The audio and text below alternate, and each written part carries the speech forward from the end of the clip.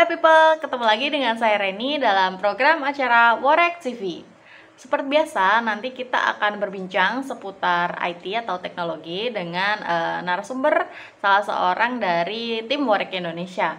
Nah, dalam episode Worek TV kali ini kita akan membahas tema mengenai digital transformation atau lebih fokus membahas tentang adaptasi HR di era transformasi digital. Nah, people, langsung aja yuk sekarang kita ajak bergabung narasumber kita dari Worek Indonesia, Kak Aya. Halo Kak Aya, apa kabar? Makasih ya Kak sudah join di Worek TV. Hai Reni, apa kabar? Terima kasih sudah ngundang aku juga untuk ngisi sesuatu di Worek TV. Sama-sama Kak. Nah, people, Kak Aya ini adalah salah seorang HR practitioner di Worek Indonesia. Nah, mungkin dari Kak Aya boleh nih saya dulu ke teman-teman people sambil perkenalan singkat. Silakan Kak. Hai people, perkenalkan namaku Soraya Faradila. Aku saat ini pegang posisi Organization and Training Development untuk Worek Indonesia.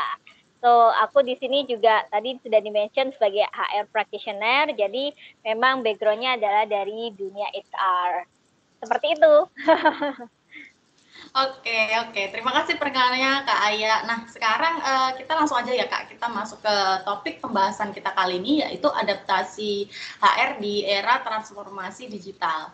Nah, Kak Aya ini kan sudah lumayan lama nih bergelut di bidang HR sendiri. Nah, apa sih Kak perubahan yang paling mencolok menurut Kak Aya pada sistem HR konvensional dan juga digital? So kalau kita ngobrolin soal dunia HR, sekarang ini perkembangannya sudah jauh beda ya kalau sama zaman dulu gitu.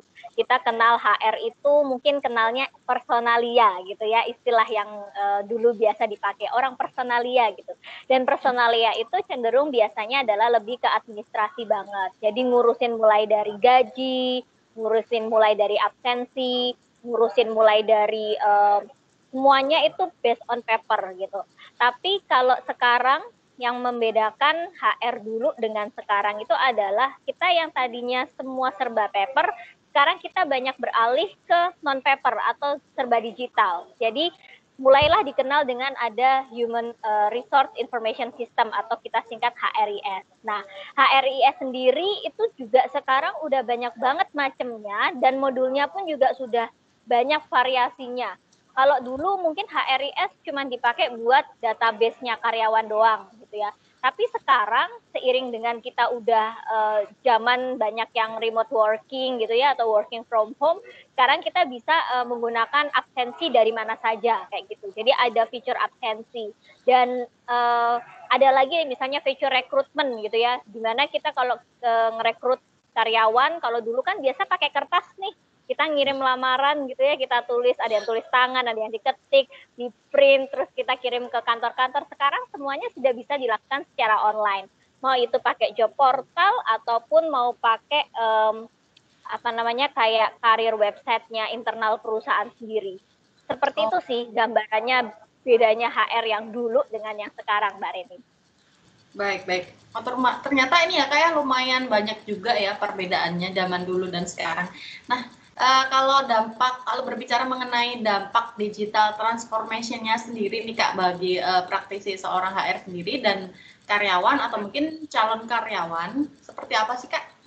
Maksudnya apakah seperti teknologi AI di mana penerapan teknologi mobile dan security juga membuat sebuah perbedaan?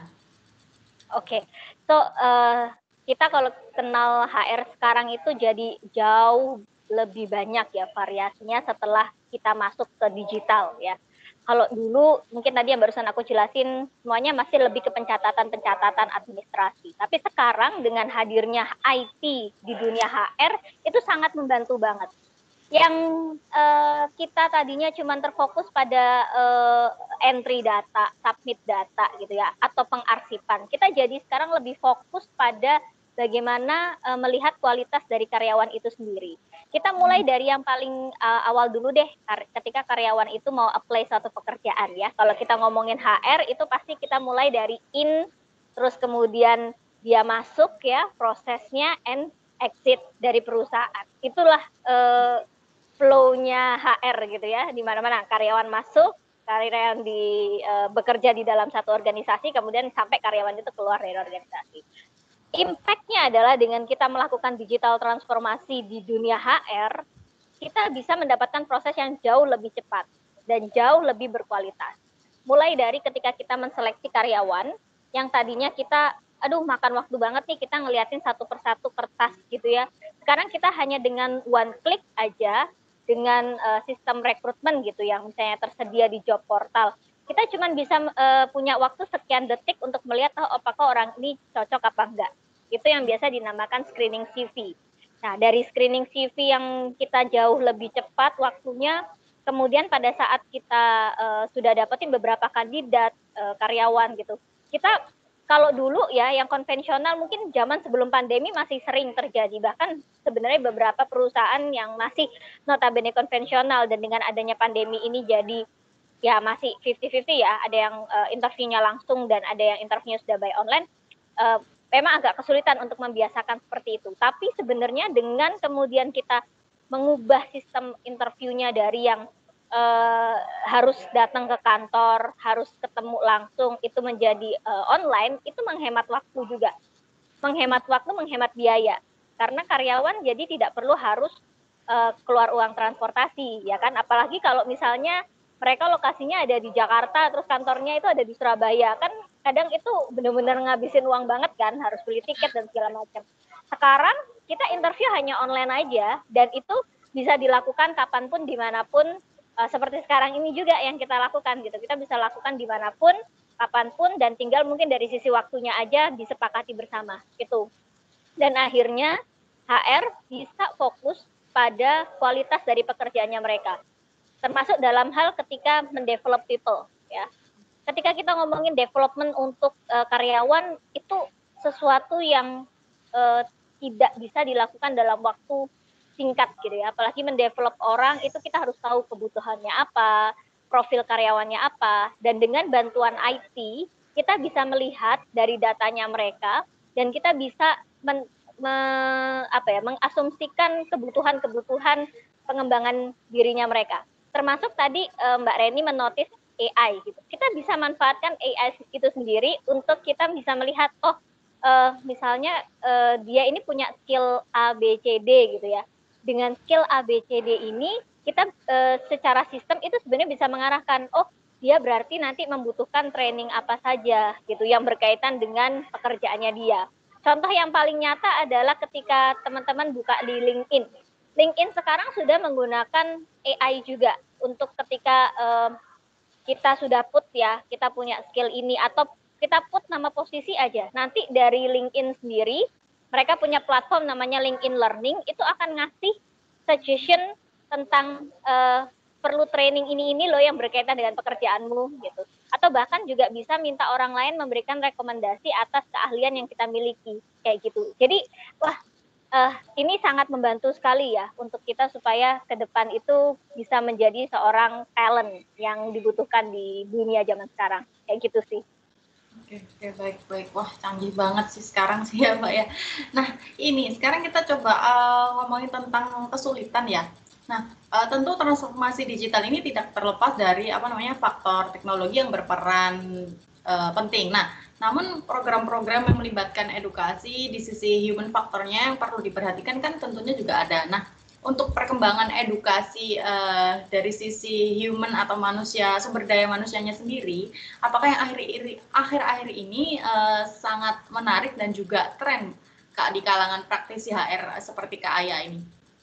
Iya, benar. Jadi sekarang setelah kita akhirnya udah nggak punya cukup, maksudnya gini, setelah kita nggak fokus pada database dan segala macam itu, tetek bengek administrasi yang banyak banget itu, akhirnya sekarang trennya adalah di HR itu lebih ke arah organization and talent development atau talent management. Nah, sekarang ini lagi tren banget.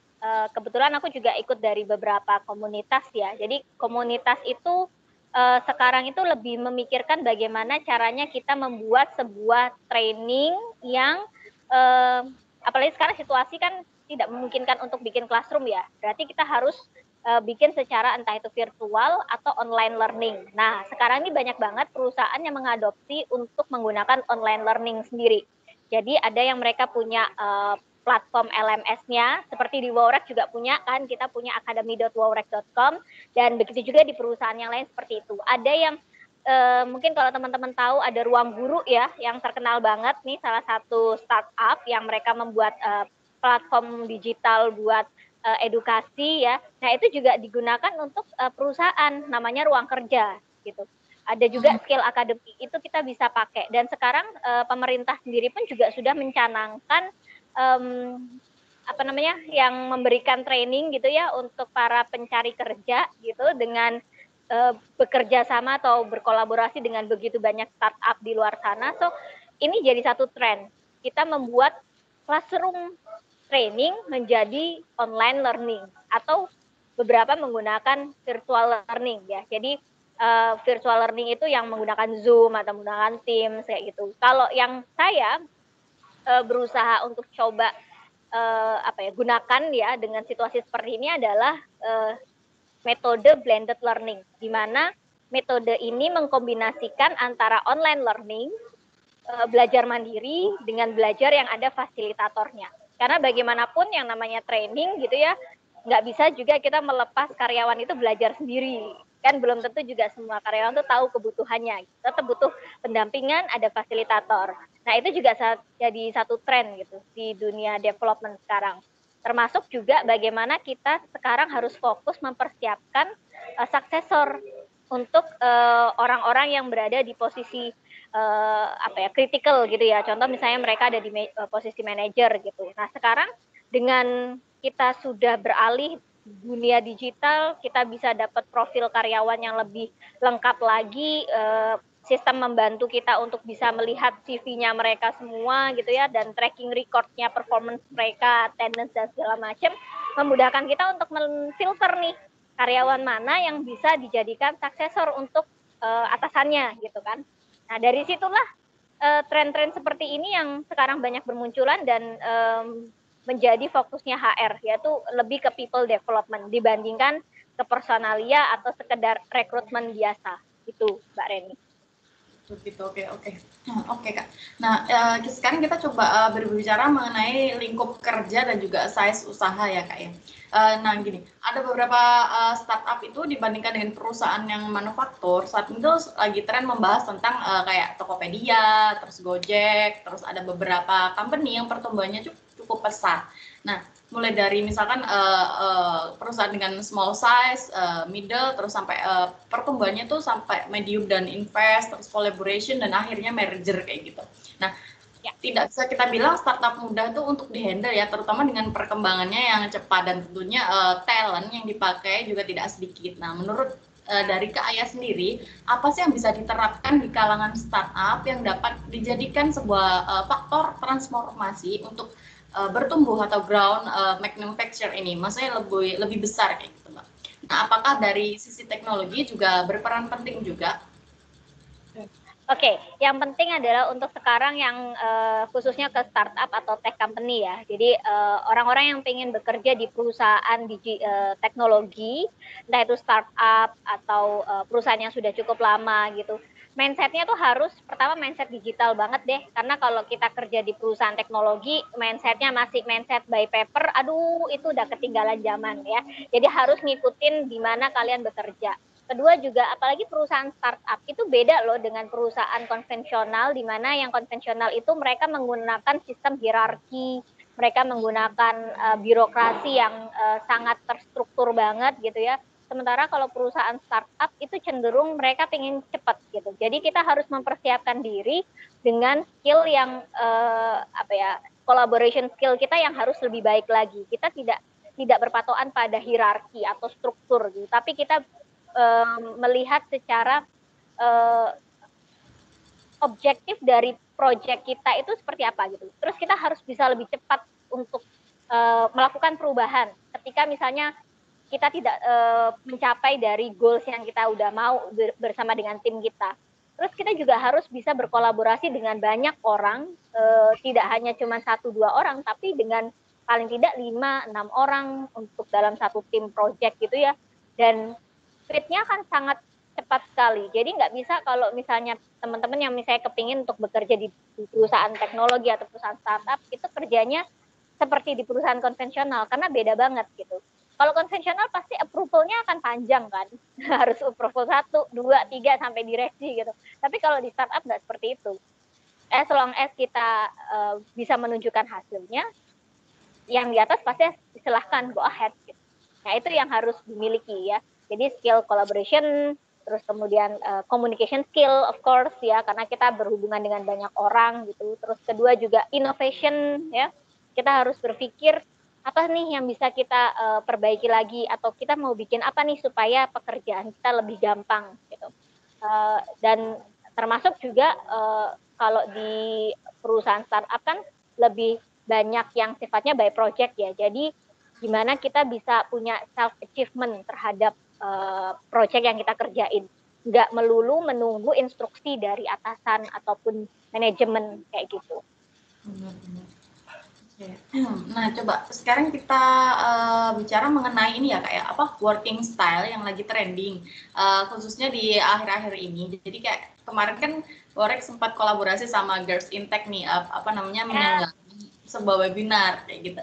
Nah, melihat dari apa ya namanya coconut style lifestyle-nya apa sih co-managing director-nya Balia ya. Nah, Bulia itu juga kan di digital work juga bekerja. Nah, apakah itu bisa betul berjalan secara kita lihat secara performance-nya, Kak? Jadi misalkan apakah gimana untuk evaluasinya dari sudut pandang HR ya ini ya maksudnya untuk tantangan bagi sebuah perusahaan dengan model bekerja yang konvensional seperti apa maksudnya model bekerja yang sangat lifestyle seperti itu dan apa namanya apakah sebuah menjadi bagaimana tentang reportnya nanti dan tolak ukurnya nanti kayak gitu. Mungkin bisa di-share pandangannya, Kak.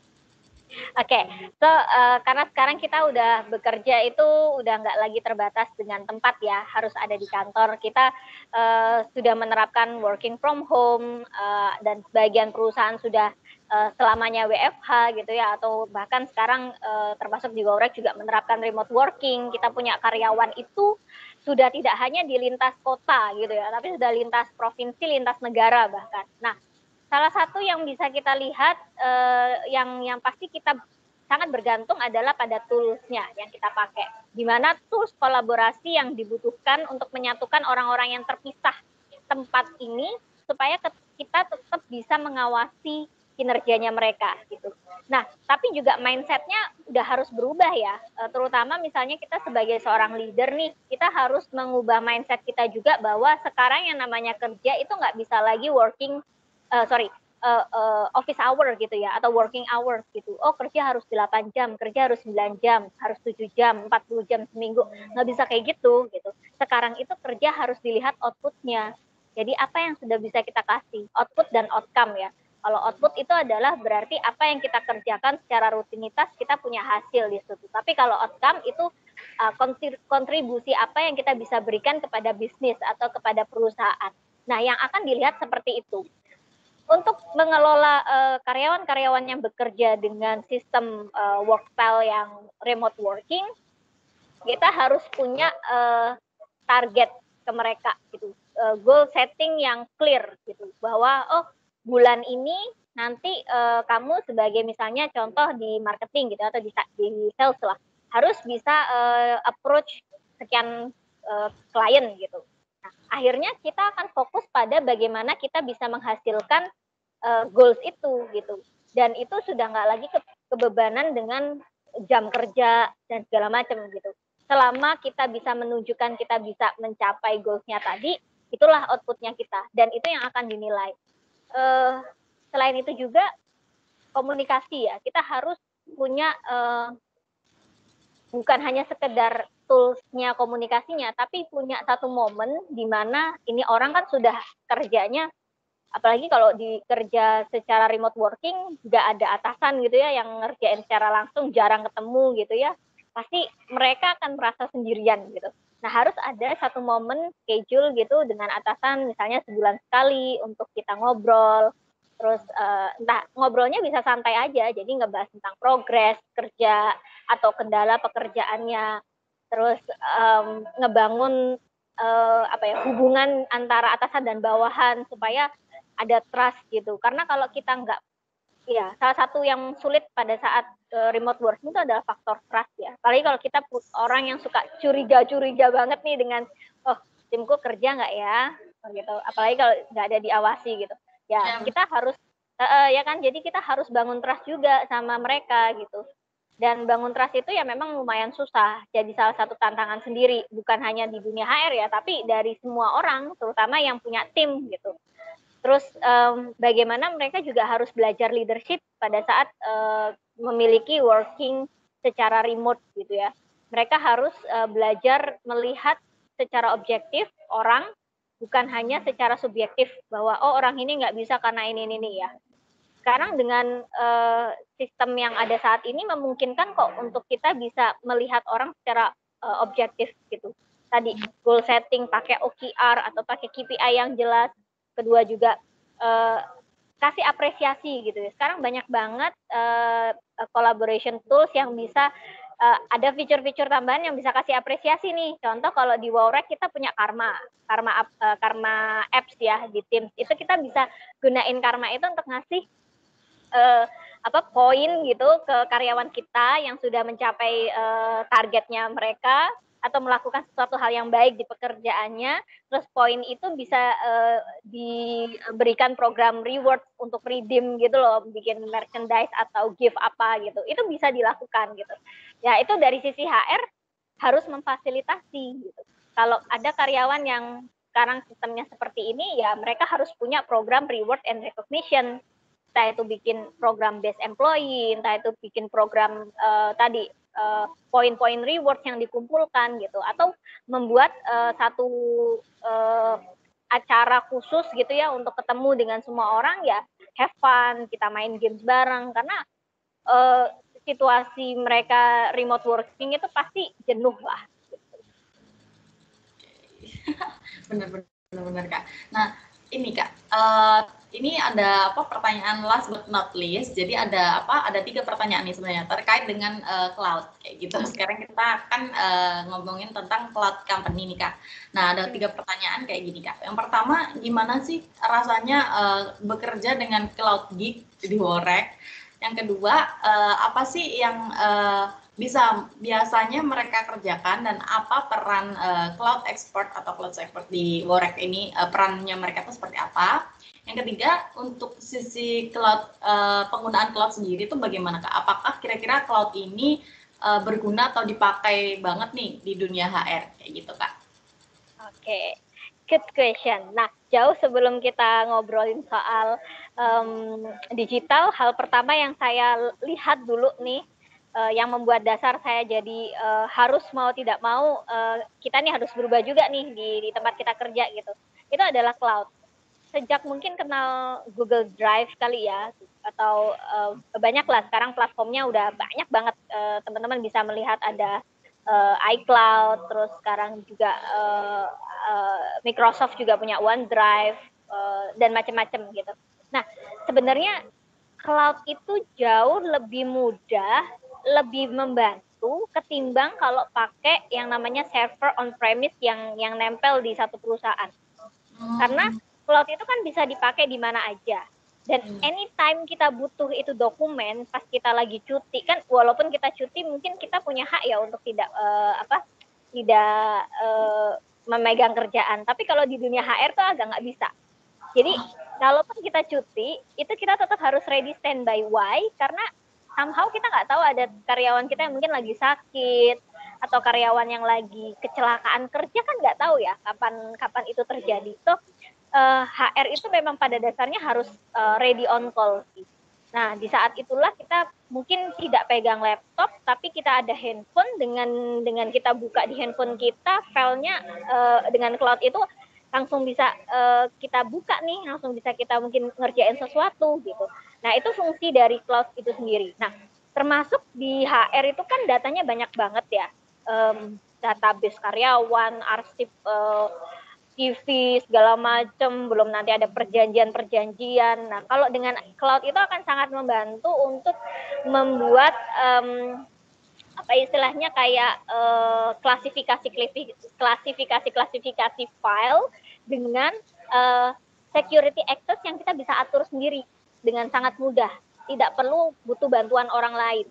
Kalau misalnya di file biasa, bahkan even di laptop ya, itu kan harus pemilik laptopnya atau harus administratornya. Tapi kalau di cloud kan ya as long as kita sebagai user, kita bisa ngatur ini siapa aja yang bisa akses dan tanpa harus kita pindah-pindahin dimanapun gitu.